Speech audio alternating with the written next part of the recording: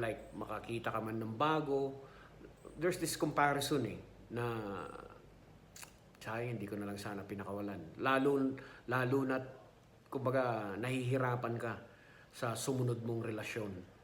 Ayun. Kumbaga dun sa una, hari-hari ka, you're the king, and then pagdating na ng sumunod mong relationship, parang servant ka na lang, yun yung malaking kaibahan. 'Di ba? So, ang sa akin lang, wala naman na tayong dapat pang sisihin dito, hindi sarili mo din lang naman. And of course, pagdating sa mga bagay kasi na ganito, tsaka lang natin nakikita, na feel at tsaka nare-realize yung importance ng ibang tao pag yan ay nawala na sa atin.